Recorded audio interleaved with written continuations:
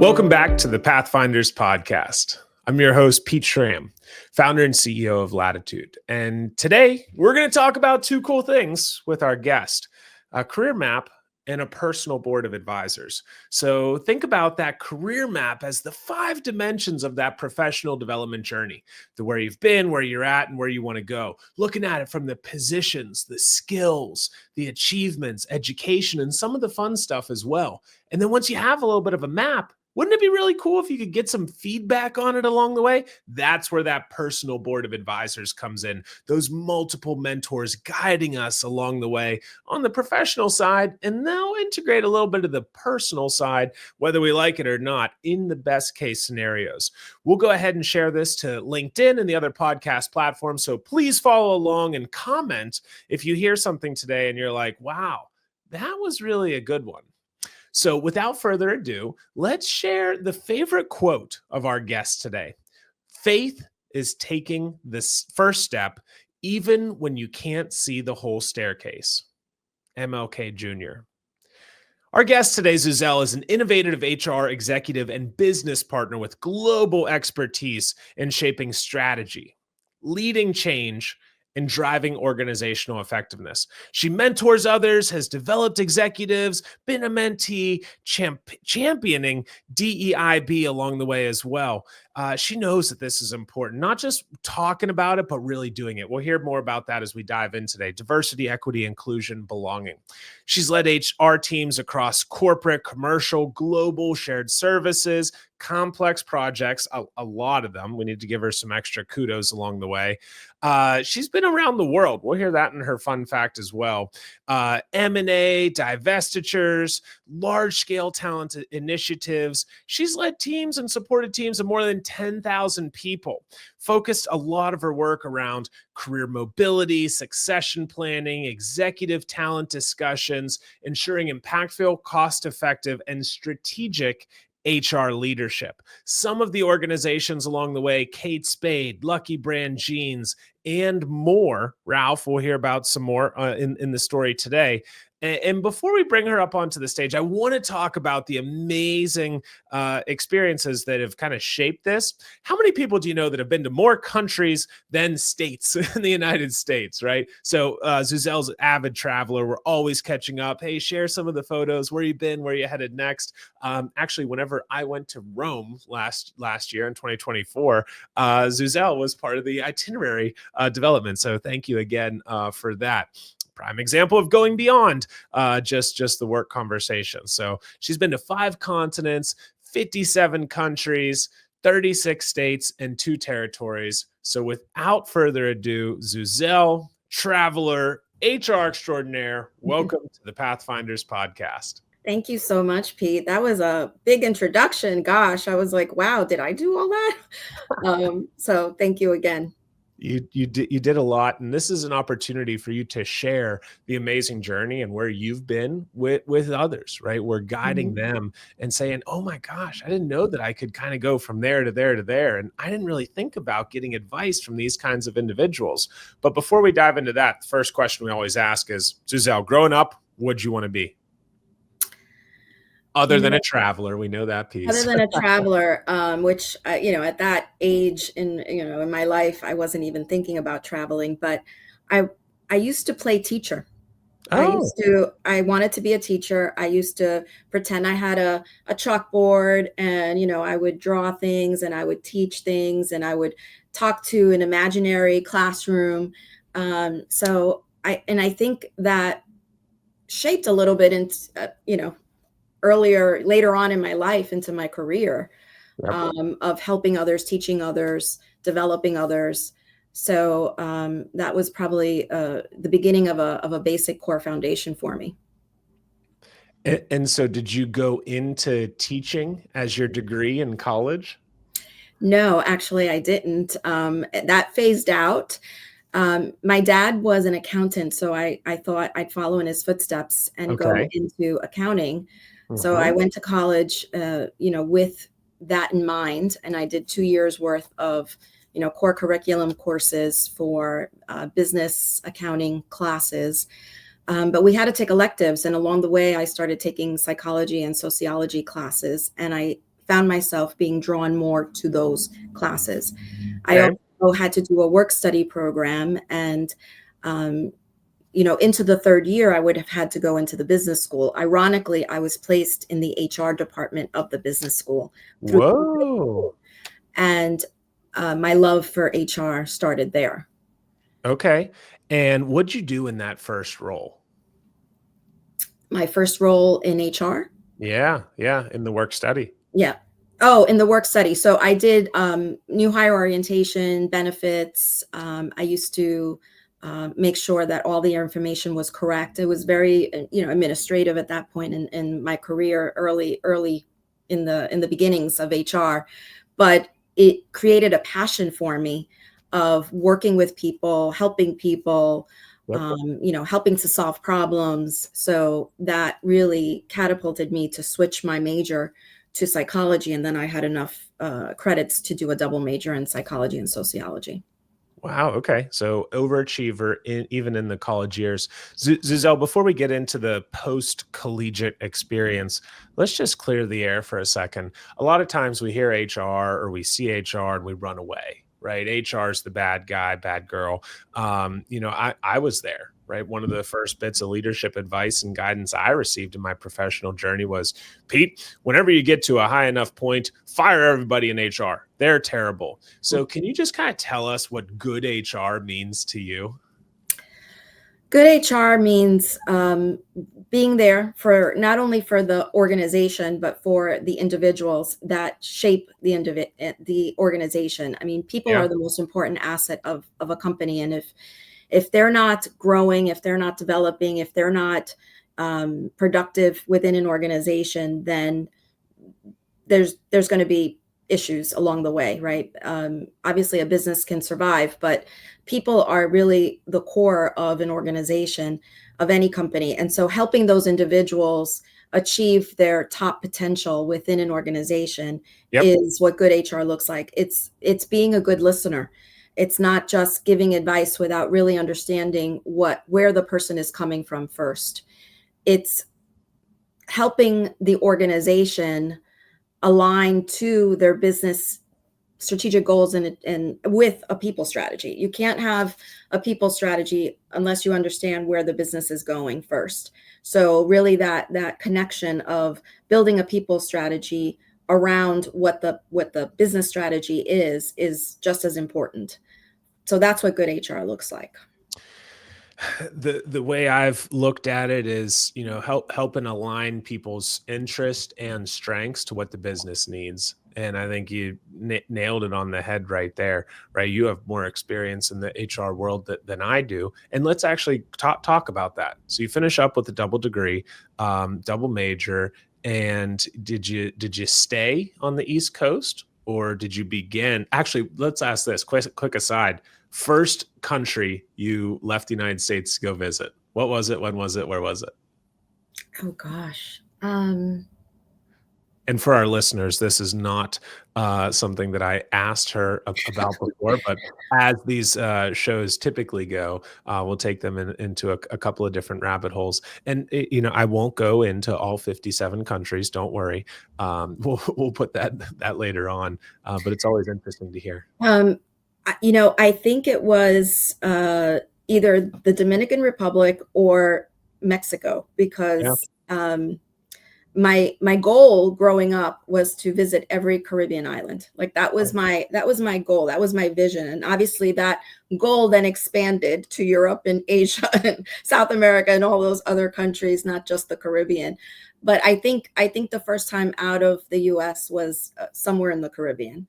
But that's a good question. I have to go back and really think about that, Pete, as to what my first country was. We will be quizzing everybody on Zuzel's bio at the end of this, so get ready with your pencils and paper. And also, as you're listening to this piece, maybe toss in if you've been to all of those Caribbean islands at this point as well. It'd be interesting to see where some of our listeners have been, and if it's on your radar, let us know as well. So, okay, finish up college. Did you go into full-time HR at that point, Zuzel? I did. I started my career actually in labor relations. Okay. I joined what was back in the day, Liz Claiborne. Mm-hmm.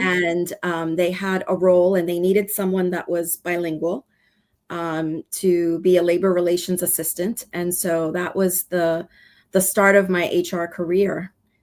And I worked with unions. So I worked across 3 different unions, supporting. There was union for the distribution center. There was a union for the sample making workforce. And then there was a union for the cutters. So it was like 3 very diverse union organizations and reps to boot. Yeah. You have a lot to work with there, and I think everybody ought to get a little bit of union experience on their journey, because there's from the grievances to the hiring to the firing to the way you interact and all the other things that come up along the way. I think it's just remarkable. I know we're going to talk about, sorry, I didn't mean to interrupt you, but I know we're going to talk about mentoring, but when I mentor young individuals that want to start a career in HR, I always encourage them to start their career either supporting a union organization or a retail organization, because that's where they get their really core foundational skills in HR. You have to learn about compliance. You have to learn about grievances. You have to, talk about state laws, understanding state law versus federal law, workers' compensation, disability. Those are critical core basic HR knowledge, foundational skills that you need to have in order then to build up, build as you grow in your career, the HR leadership skills then. But having those core foundational skills, you really get them when you support an organization like a union organization or a retail organization. Yeah, I can't agree more. Let's talk about those mentors a little bit more. So while you're working at Liz, finished up school, did you have a couple of people that you were going to for advice and guidance and support? Maybe there was one that really sticks out, but where'd you find them? And what did that relationship kind of look like in those earlier days? Ironically, the other thing I say when you work with mentors is they don't always have to be in your field. Right. Sometimes the best mentors are the ones that are not within your sphere of experience. And so I had a couple of people along the way. I remember, within HR, I had my own manager was a great mentor growing, in the early years of my career. His name was Marcos. And another person that was always a mentor, and she was someone that I could just go to and talk to about different things. And even though I also supported her at some point from an HR standpoint, she was one of the heads of finance, and she was just someone that was knowledgeable, that had different points of view, that I could connect with, that we could have very organic conversations, but also very, very intentional conversations. And she would give me advice that at that point, I didn't even think they were advice until later on, when something would happen to me or I had to pivot on something, that I would think about a conversation that took place with her, that really helped shape who I am.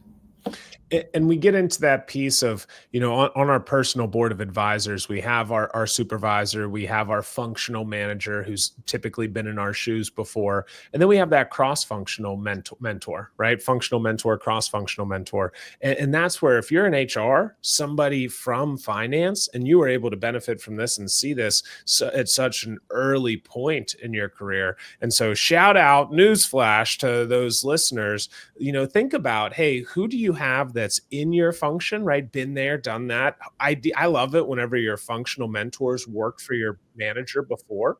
But then also think about who's somebody still, 3 to 5 to 10 years of experience ahead of you in a different function. Great way to, bring horizontal integration to reality and to knock down some of those silos. I think it's such a great opportunity for organizations today to not just talk about this, but to actually make space for it, make mentorship, building a personal board of advisors a reality. And build skills, because sometimes the skills that you need are, the expertise is somewhere else. Like going back to that finance executive, she really would help me understand, what gross profit was, what a margin was. And those are critical things that as you work with the business, you need to understand those financial terms. Yep. And understanding, the P&L, understanding the bottom line, understanding where your expenses are coming from, or your SG&A. So, and really then helping to, work with the business to understand where we need to get to from not only an HR standpoint, but from a financial standpoint. And I think that's one of the big pieces. I'll never forget it. It was and I talk about this in the book. It was a sushi date mentoring session at Matt's house. And I said, hey, how do I, continue to grow, flourish, develop? He said, go get some P&L experience. And I'm like, I don't even know what the heck that means. What's P&L stand for? And so it's interesting that your cross-functional mentor shared similar pieces. And I think it's, in order to excel and thrive in a leadership opportunity, we have to understand how we fit into the bigger picture, right? And so whenever we get into the champion role on our PBA, we think about kind of reverse engineering our career map. Right. And so it seems like the support in finance that you had was acting almost like a bit of a champion role as well. So Zuzel, moving forward here, thinking about you didn't stay at Liz forever, right? At some point you left, and that can be a big career transition. So were there some people that you bounced ideas off of? Maybe it was your manager, maybe it wasn't your manager, but at what point did you say, I wonder if I've outgrown this, and who can kind of help guide me through this potential transition process? So at that point, there was a lot of changes going on at Liz Claiborne. Our CEO had left, a new CEO had come in, was really looking at the organization differently. And when I think about that time, it was a couple of people. It was my own family that I was bouncing thoughts, ideas about, but also the chief people officer at Liz Claiborne. And really, coming to an aha that the way that the organization was shifting towards the role that I had was going to be turned around. Yeah. Basically. And so I had a very candid conversation. And that's the other thing that, is really important as you go along in the career, is having that trust and openness to have those sometimes tough conversations with individuals, whether it's your manager or your manager's manager, or, like you said, a cross-functional leader, that you can have those dynamics and those conversations where you can then get to, try to get to a solution, having that, as I call it, freedom within the framework. So it was those conversations that I had that I then started looking, and there was a couple of companies that caught my eye and I had interviews with, and I ended up at Ralph Lauren. Okay.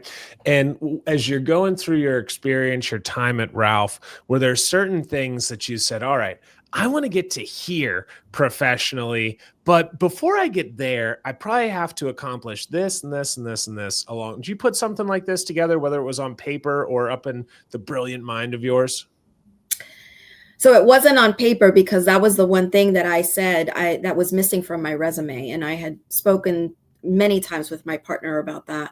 And I told him, like, I feel like I'm missing this piece of my resume to complete my resume. And that was international experience. And when I say international experience, I had traveled internationally, actually with Liz Claiborne, to shift a workflow process that we were shifting from the US to our APAC teams. So that led me to traveling internationally. But it was really having international experience in the sense of living abroad and actually living in country, and being there every day with the teams, and living the culture and getting that experience. And how does that experience then shape back to your back to the US, which if you're in a US company, it's like, how do you connect the dots between the US company, organization, teams with the international teams? And so that was the missing piece in my life, in my career at that point. Okay. And what did that teach you? So you told us the good tidbit earlier of, get that union experience, get that retail experience, right? Really cut your teeth there. And so we got that piece. Now talk to us about the international part, because at Lockheed Martin we talked about similar things, right? You got to get into understand the P&L piece, right? Got that. Okay, union, non-union. Okay, got that. You figure out where money's made. But why is international such an important piece?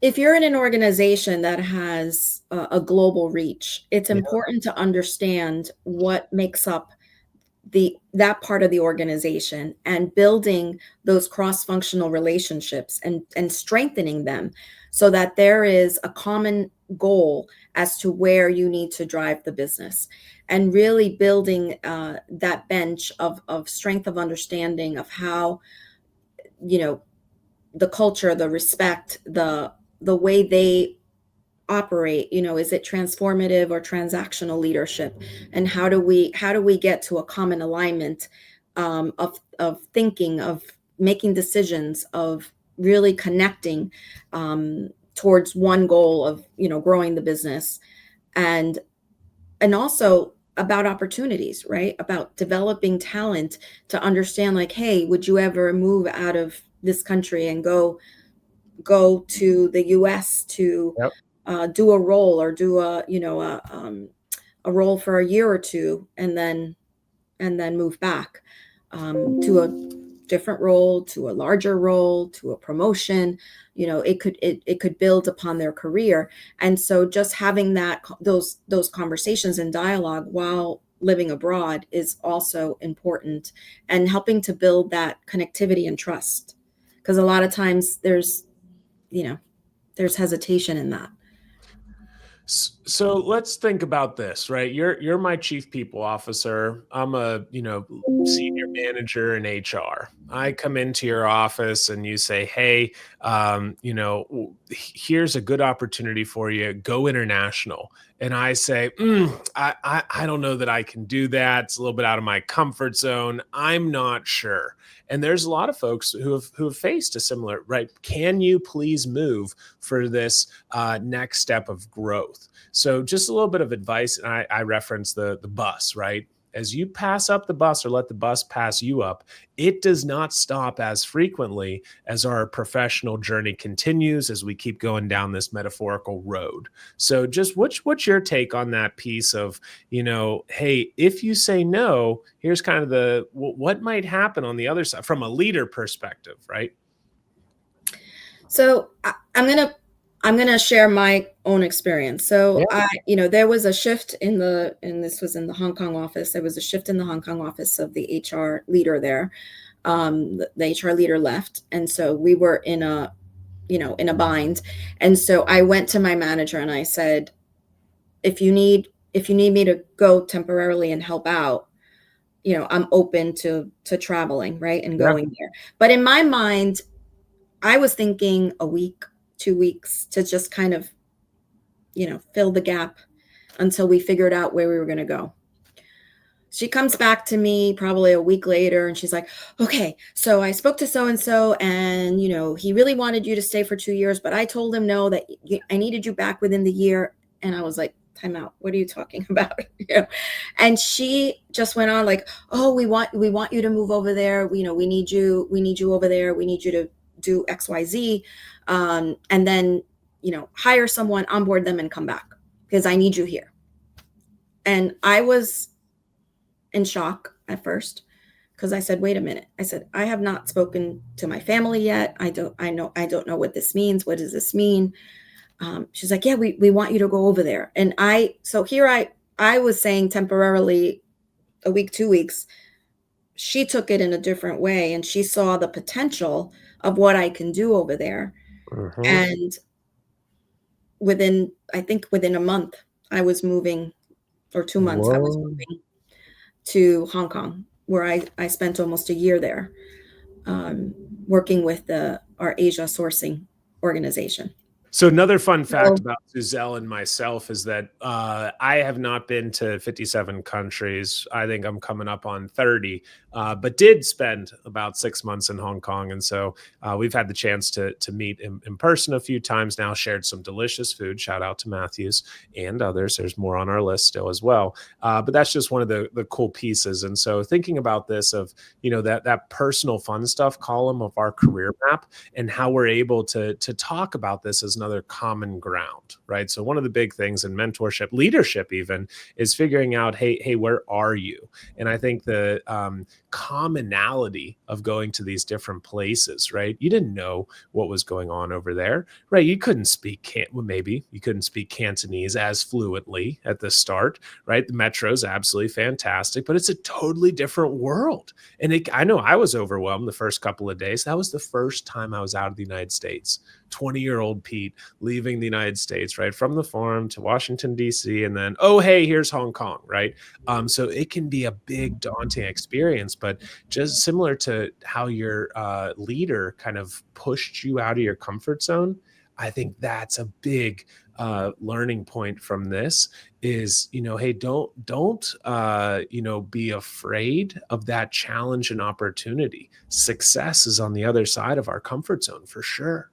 yeah, so there's two parts to it, right? There's a part where the individual can come forth and say, I want to do something else, or I want to move internationally. But a leader plays an important part in all of this, because when a leader sees the potential in their teammate, in their team member, then it's the leader motivating them. It's the leader saying, you've got this. Yeah. I think you could be great at this. So the leader plays a very important factor in the decision that gets made, and helps the individual see where they can go in their career. And that's the important thing. And I think it goes back to the question that you were saying, that sometimes the leader needs to really help the individual along to see what the potential could be on the other side of that experience. I'm with you entirely. So let's take that one step further and talk about if I have a career map actually documented, right? We do some of this in the Latitude software, but if I have a career map, maybe earlier on in my career, visualizing where I want to go, and then I can share this with the different people on my personal board. How do you, as an, put your chief people officer hat back on again, if everybody in your organization had a career map like this, right? Where do you see the value in that, Zuzel? I see tremendous value in that, Pete, in the sense that it gives someone a framework Yeah. to say, okay, in order for me to get here, I need to do these moves along my career, or I could do this move. It doesn't have to be a vertical move. When I think of a leadership pipeline, or career mobility, I see it, and one of our COOs really said, and he was so poignant about it, that he said, career is a lattice. You don't see it as a vertical ladder, but you see it as a career lattice where you can zigzag. And when you think of a traditional leadership pipeline, you have your little bubbles, and you go from, if I think of finance, going back to finance, you're a financial analyst, you're a financial manager, you're a director, you're a VP, you're ultimately to a CFO. But there's many shoot offs that you can take along the way, and that's the beauty of having a career map, to say, like, what, if you want to be a CFO, you really need to understand other parts of the business, and maybe you can go into supply chain for 2 years and then come back as a financial manager, and you can go into logistics, and you can go into marketing, right, to get an understanding of how we create marketing strategies. And so doing those shoot offs, and they tend to be earlier on in your career, because then when you want to really get into like your swim lane, as you mature in your career, then you stay within that center of excellence of where you really want to be, right? So if you ultimately, going back to that finance example, want to be a CFO, then you ultimately come back, usually around manager, director level, back into that area. There are people that go do the traditional vertical, but what a great concept of moving out of your space and learning different areas of the business, because it gives you a more holistic view of the organization and really helping them to shape the strategy of the organization. So I think it's critical that we at least guide the listeners to, think about this concept at your organizations.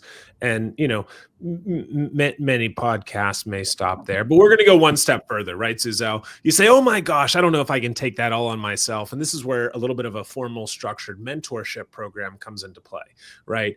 So now you've done plenty of these, but let's think about how you've seen mentorship and this idea of people helping people particularly effective during that mergers and acquisitions, right? That integration phase. Everybody's kind of freaking out. I don't know what's going to happen to my job. Where do you see this people connection piece? Is it important here? More important? Less important? Just, we'll get to that, 3 years after we get the IT stuff figured out. Just talk us through that piece, because last time I checked, whenever I went through your bio, everybody heard it, right? You've done this a couple of different times on a very large scale.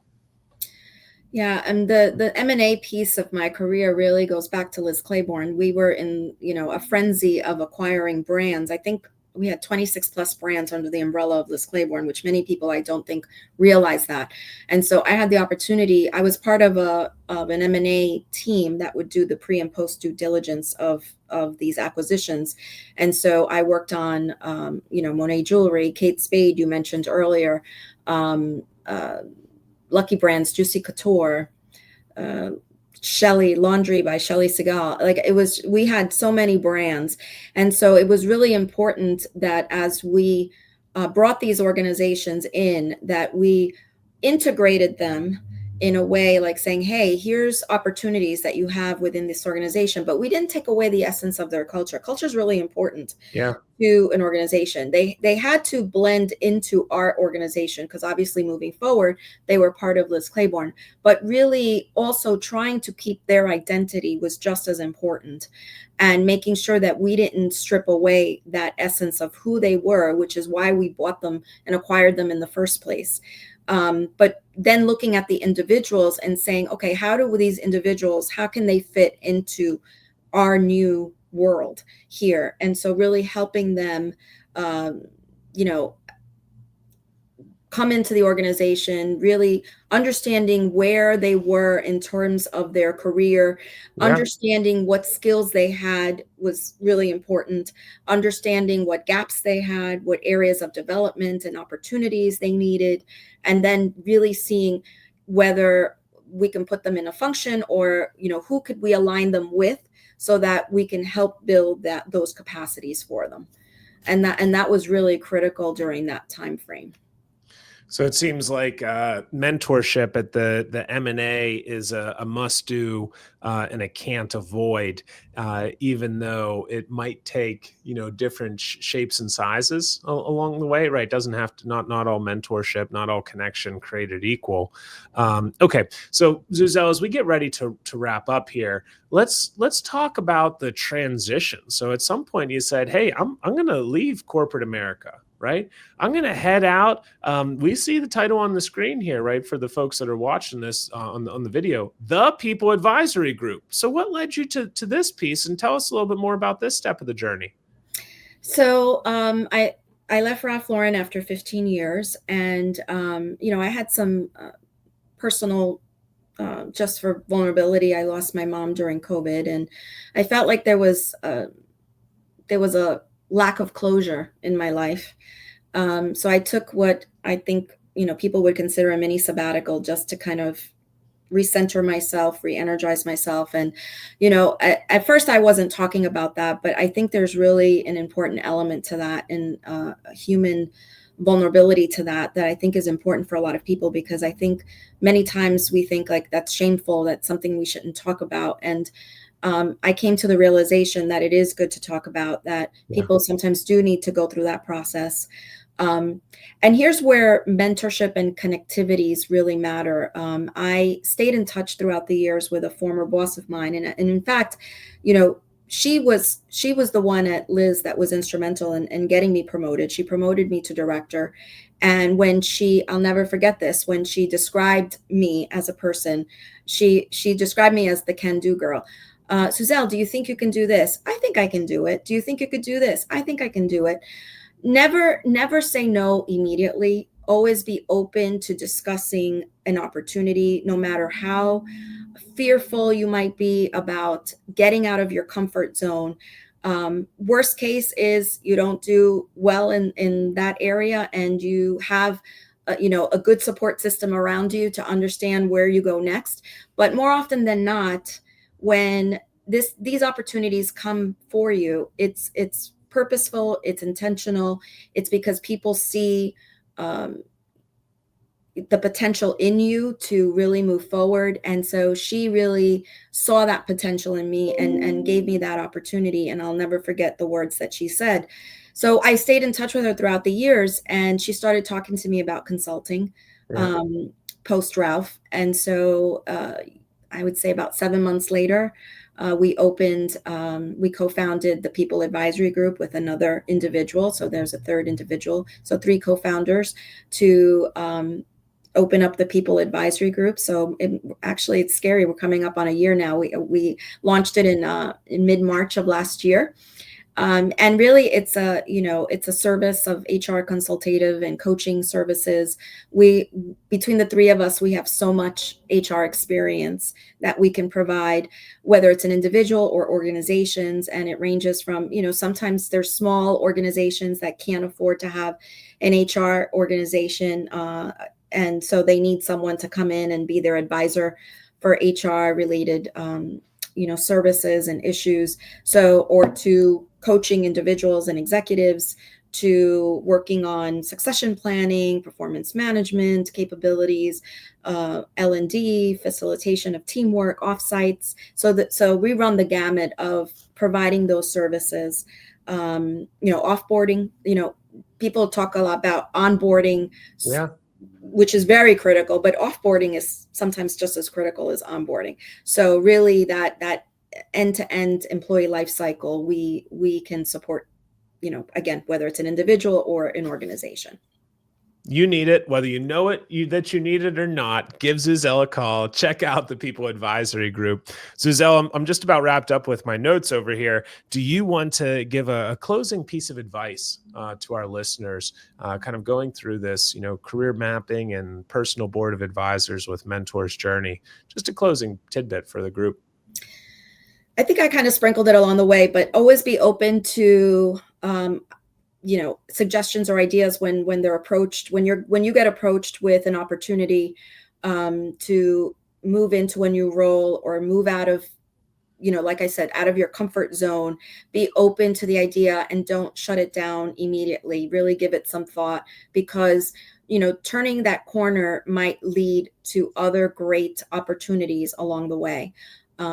So definitely that, finding people that either within your circle or sphere of excellence, or like I said, going cross-functional and going outside.